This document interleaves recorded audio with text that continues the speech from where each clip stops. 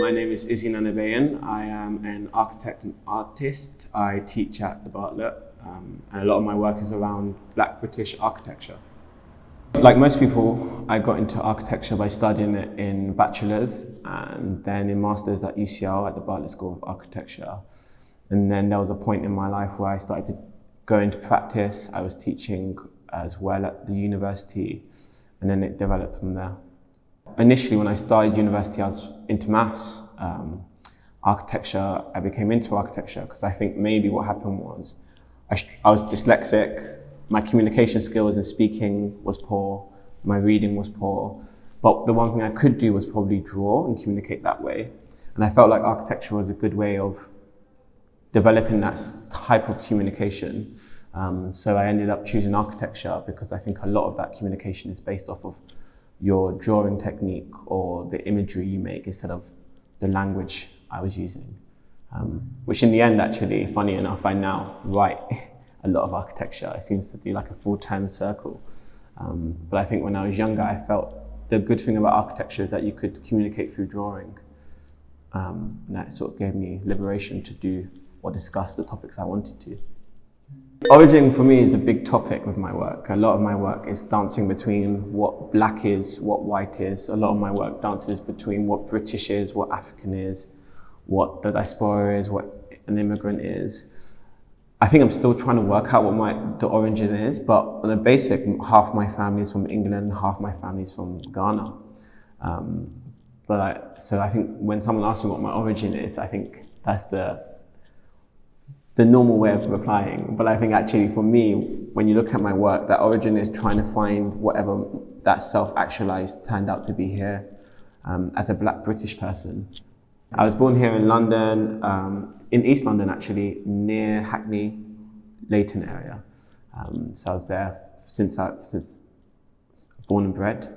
And then I went to school in Hackney, and then I studied at UCL, which is in West London or North West London. Yeah. I think many people are dancing between architecture and art, whatever that is. I think you can find yourself defining architecture as a building, and then sometimes you can go somewhere else, and architecture is a spatial practice. I think for a lot of my education, I defined architecture as a spatial form, a physical thing that had space.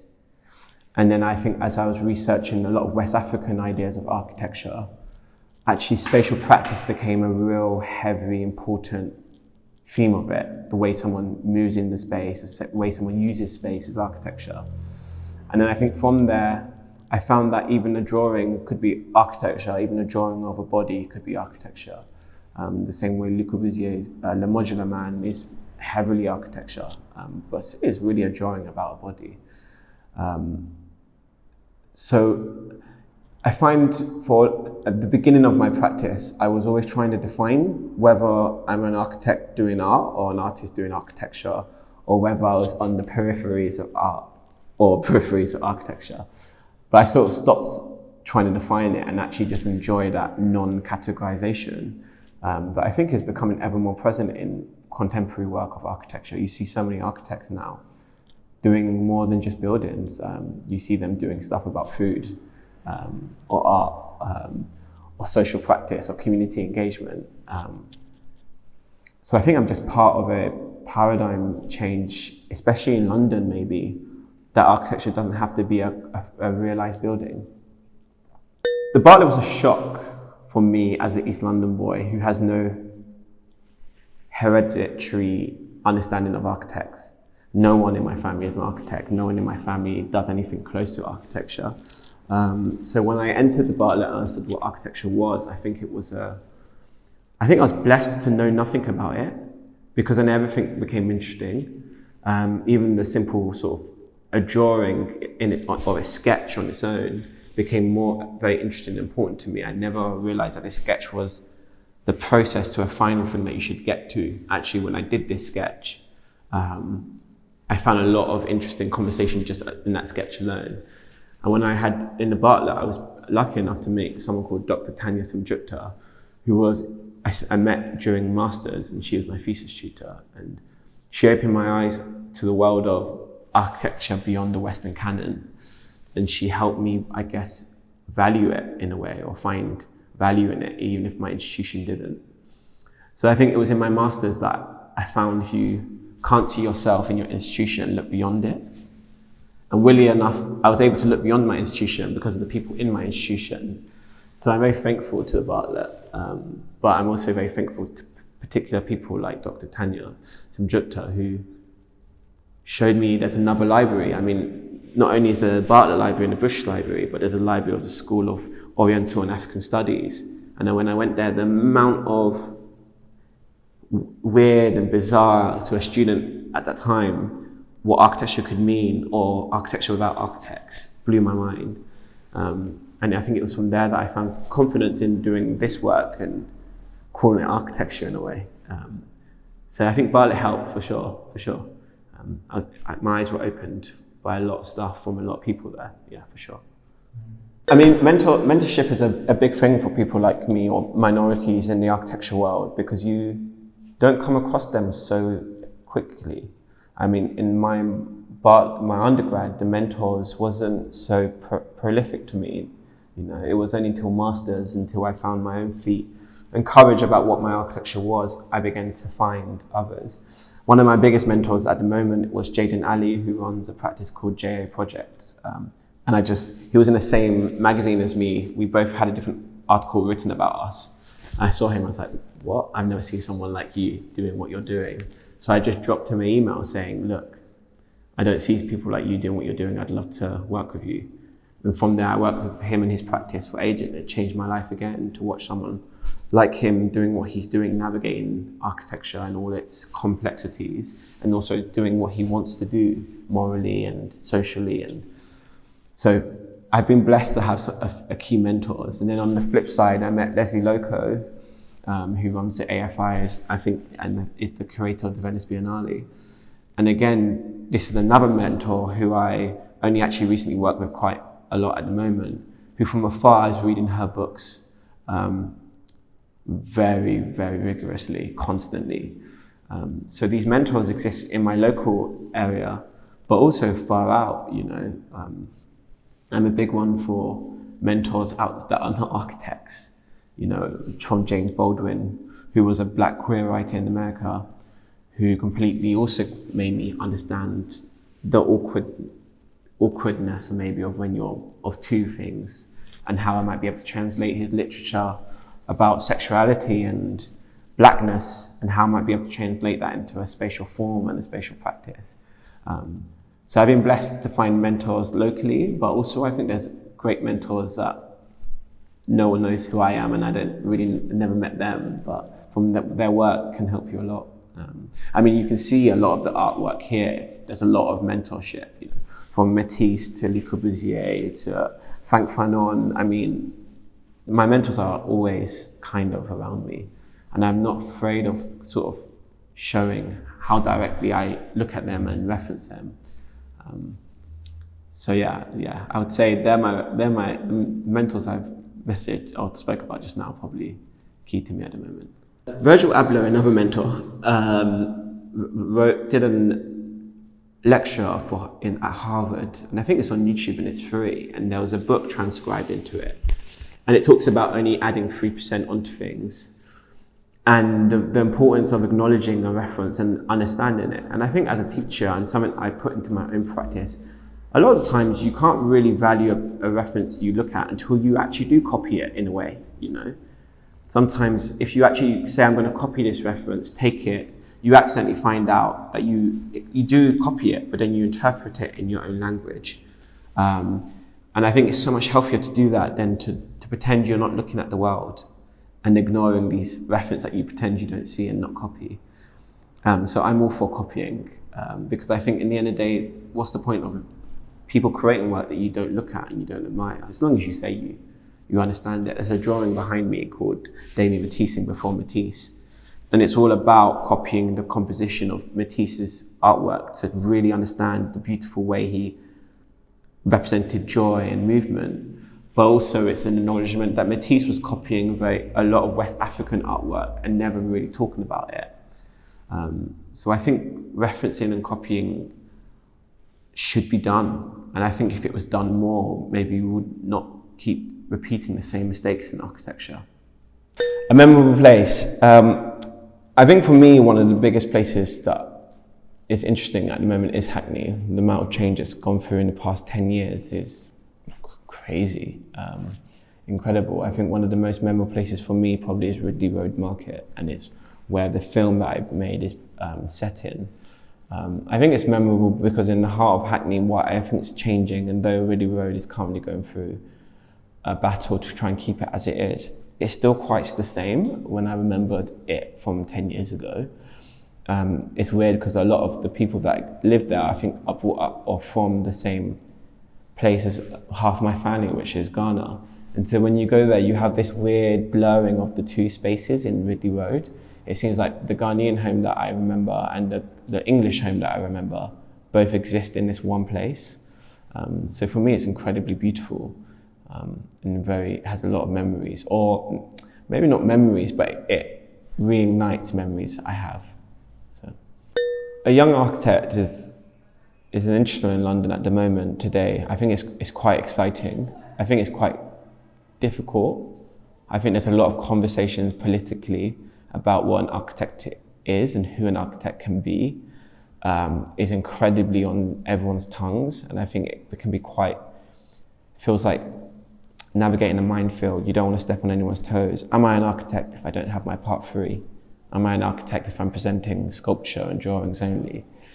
But am I an architect? I teach architecture. I studied architecture for 7 years.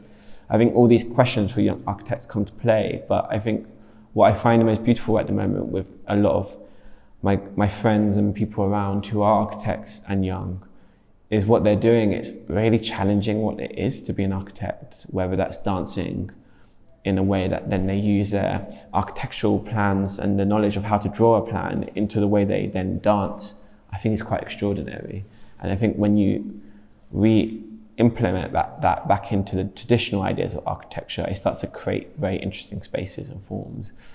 So I think actually at the moment there's some sort of paradigm shift, which is quite hard to navigate, but I think what's accidentally or intentionally happening is quite very interesting new ways of thinking about what architecture can be. So to be a young architect in London is exciting, difficult, but exciting for sure. Yeah. I mean, from how I'm interpreting your question is, how is people of the African continent and diaspora here dealing with their culture and understand that through architecture? I think one of the biggest things is, or the things that I'm trying to do is how to live out your imagination, not just your history. So there is a lot of African readdressal that I think people here are doing from that continent, the diaspora or people that come from there, studying here.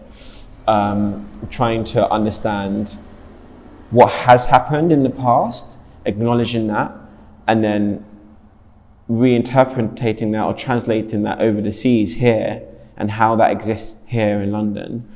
Because I think for a long time when someone from black descent, let's say, was studying in London, they would be told to look at African architecture.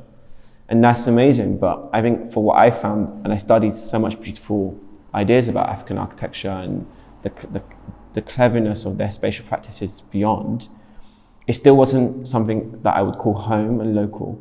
Yes, that's got some inherited ancestries there, but it wasn't me. And I think what's happening now with a lot of people is trying to find what does black mean here. When I talked about Ridley Road Market, I think that's a great place of where architecture is blurring. You know, you have these really simple London brick sort of garage-like structures, and inserted is this African shop market that ignores the traditional way of how you lay out a shop in West. And actually, instead of the shopkeeper in Britain who sit in this inside in the corner, actually a lot of them sit on the outside with all their food on the outside. And it was very interesting because it's exact similar setup to what you'll find in a local market in Accra, in Kanishi Market. They all sit outside. So I think Ridley Road Market is a perfect example of how both types of architectural practices are somehow working together there. So I think, I don't know where that question was going, I guess, but I think when people are trying to navigate their identities. I think what's nice about happening now and more difficult to do is your identity here, now, right now, as a present. I once went to the ICA's War in a Babylon exhibition, and it's about the Windrush movement. And there was a really interesting part called Self-Actualized People, because the children of the Windrush had never been to the countries where their mums and dads came from, whether that's Africa or the Caribbean, but also were definitely not the white people that they saw. So they had to self-actualize their identity as they were living and as they were growing up. And I think a lot of people are doing that now. You can see a lot of people ignoring the binary systems of sexuality, gender, race. And I think because of that, if you're an architect, whilst doing that, you have to then self-actualize an architecture for you, and build upon references that are beyond architecture, because currently architecture doesn't have a lot of references that describe the diaspora. You know, you can't find a book that says half black, half English, half black, half white architecture, you know. So I think what's funny or I think amazing is people are having to do that for themselves, which is where you get people then all of a sudden doing art, or some people might call art, or some people might call sculpture, because you have to start somewhere, you know. I remember I wrote like 6 key things I did trying to navigate what a Black British architectural language looked like. And one of them was to look beyond architectural references. Because I think if you are trying to find an architectural language like mine, and you only look at architectural references, you will only find beautiful Le Corbusier, Frank Lloyd Wright, heaps and tons of that in the libraries. And you might find a few African references, Architecture Without Architects, which was written by a Western French architect. And you might find other references, but you will never find references that are about you now. And actually, when you look at maybe even, there was a film by Horace Ure, who was the first Black British filmmaker, and he wrote a film called The Black Safari. And it's this satire documentary where a group of Africans, explorers, come into England to find the heart of England and the tribes of England. And it's a satire documentary. But what it was saying is, let's reverse the gaze. Let's reverse the gaze in a sense of, let's switch this narrative of the British gaze mapped onto Africa, and let's actually look at the African gaze mapped onto Britain. And even though it wasn't an architectural reference at all, it was the primary source for my master's studies. So I think for sure, if you are trying to do something that is not conforming to the binaries, then you have to look at other references. You have to look at writers, filmmakers, musicians, because I think that's when these people are doing what architects are not doing as well as, this creating something that is of two. A lot of my writing is about the future of, a lot of my writing is about the future of what Black British is going to look like. You know, I found a lot of what I really wanted to do is, yes, there's great history of both of my cultures, but what to me as someone who, when I did architecture, was doing flying vessels and unnecessarily unknown massive wheeled vehicles that would travel the world, I wanted to keep that futuristic narrative in my work.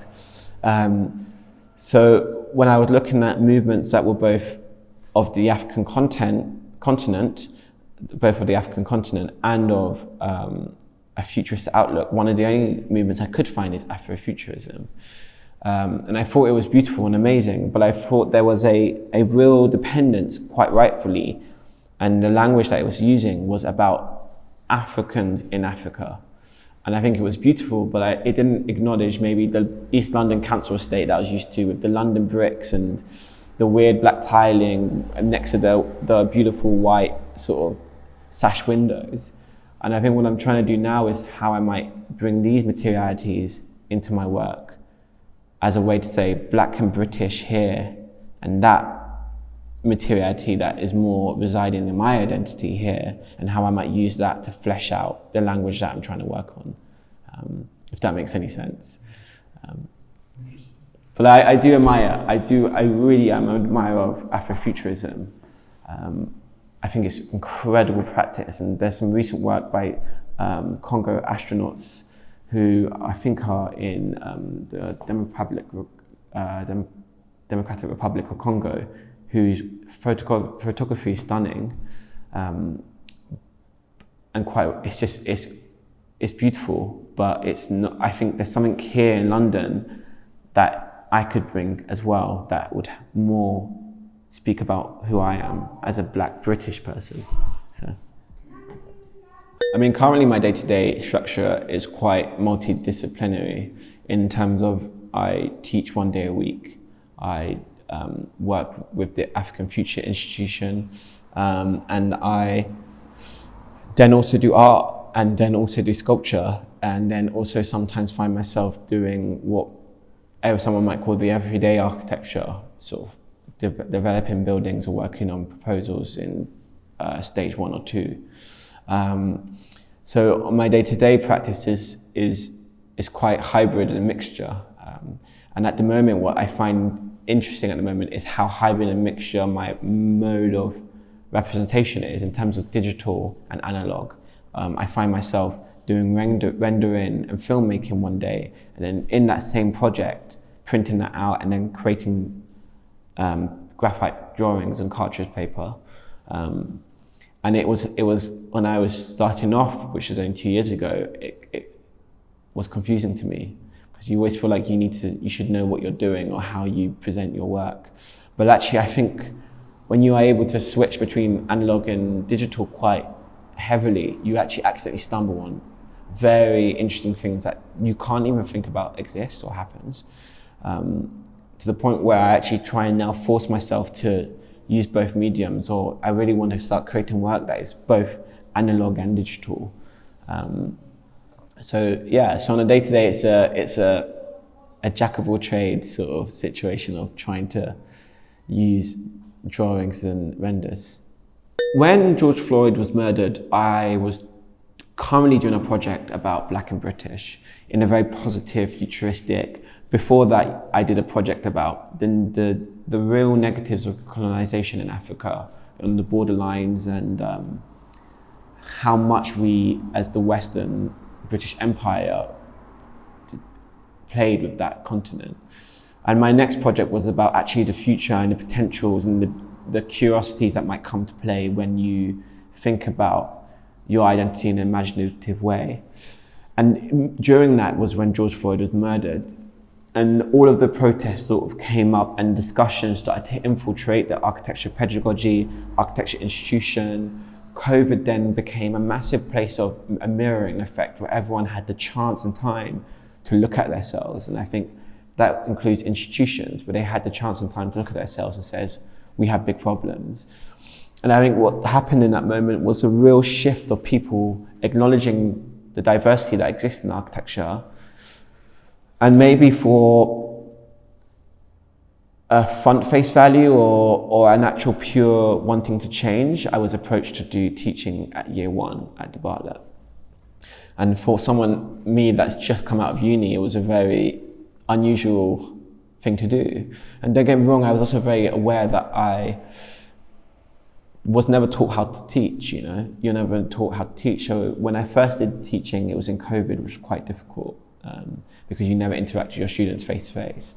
But in the second year of just finishing, it was amazing to teach, and I really try and get a lot of my friends who want to teach, try and help them to get the confidence in teaching. Because I think being a young tutor is, for students, I hope they would see, that it's very powerful, I'm one of the only tutors that know what it's like to pay $9,000 a year. I am a tutor that also draws. I think some of the tutors who I work with are amazing, but they're so amazing. They're now in these places where they might not draw on a day-to-day. They're sort of logistically looking after their practice. They might not get that weird feeling you get when you do a drawing and it's not working. But as someone that's gone through masters, I now know sort of the techniques to keep pushing forward. So I think when students have these same issues that you still have on a day-to-day basis, but you know how to deal with them, I think it's really helpful for them, And I think it's really helpful for them to see someone young and different, and also someone that doesn't it's very clear when my students see me that I don't know everything. Haven't even finished my part 3. I'm very young. And so the conversation isn't me trying to tell you what you should do, it's me as a tutor trying to help you to find what you want to do, because I can't tell you what you should do because I don't even know yet.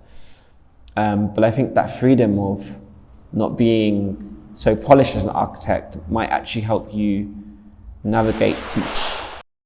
The topics you teach are given to you as a tutor at the Butler. And I think that's appropriate in year 1 because I think actually it's about learning the core instruments and techniques of architecture before you start dwelling into the cultures and the actual ideas of architecture you want to look into. So I think it's important to focus on the practical elements of architecture initially. But for me as a tutor, what I'm trying to teach my students is to not be so afraid of failure, because I think there's so much that comes out of when a drawing is bad, but you can finish it off and you can talk about it afterwards. I think there's so much that comes out when a model fails or doesn't work. I think there's so much that comes out of that. So my students, I try and get them to not be afraid of failure, and if better, or I think the most amazing thing that they learn is sometimes to enjoy it, to come and say, look, I did this model, it didn't work, and I did this model, it didn't work, and I did this model, it didn't work. And then you're like, well, this part of it worked, this part of it works, and now you just need to put that together. So I think that's what, and then I think the second thing is to really admire your diversity and uniqueness, whether that's in any sort of general ethical marker. I think what I try and teach my students, because what happens in the bar, you get a lot of mixture of different types of students in terms of class or gender, sexuality. I think it can be quite scary for certain people, but actually that's a real interesting way of looking at the world and the architecture that is built in it when you are from these types of places that I sort of resonate with. So to enjoy failure, I teach, and to enjoy your individual way of looking at things, for sure. Okay. I think one of the most difficult things to learn, or I've had to learn, is when there isn't a lot of references that are talking about what you're talking in your immediate vicinity, to not stop and not feel like, it took me a long time to realize it doesn't mean your words or your values or your views don't exist. And I think it took me and people, all my mentors are the reason why I have this confidence, is actually when you start looking at other things outside of architecture, whether that's film or music, or you start looking at other libraries, you will find other people have already spoke or started to speak about the same values you are. So it was a very difficult way of like finding the other perspectives outside the general canon of architecture in the West. So that was, I think, the difficult to learn. And I think another thing was probably the navigating how much money you need to study architecture. As someone that's an East London boy raised from a single parent, I think navigating that was quite difficult. And I struggled that in the end. And I think now what I do is I actually try and work with what I have, because I think actually that will help you represent your identity and who you are more if you actually work with what you have, instead of trying to desperately find something else, whether that's more money or a bigger space to work in. What I want to do in the future is probably go back into maybe what people might call architecture. So I guess what I'd love to do at the moment, my whole exhibition is about finding a new scale of the human body that is both Black and British. Working with the proportions, the dimensions of the human body as a way to combine both a realistic perspective and a symbolic perspective. And I think what I want to do now is maybe start looking at how one builds a space using these scales and proportions. So I've sort of created these figures around me, but now how would you build a space for these figures as a way to suggest how you might build a space that represents Black British people. That's hopefully the future. Anyone who's trying to discover like an architectural language that they feel has not yet been discovered in their local proximity, for me it's Black and British, but there might be for many other people other things. I'd just say look beyond your institution, but look beyond architecture. When you start referencing films or music videos, I was referencing a lot of FK Twigs's music videos or Lethal Bizzle's music videos, where they are set in the Cancer estate, and all of a sudden the lighting aspect of it started to, with your knowledge and understanding or architectural lens, you start to look at these references and they became really helpful. So for anyone that's trying to do anything similar to what I'm doing, just look at other creatives beyond architecture, because they already have the answer. We just need to translate it into an architectural one.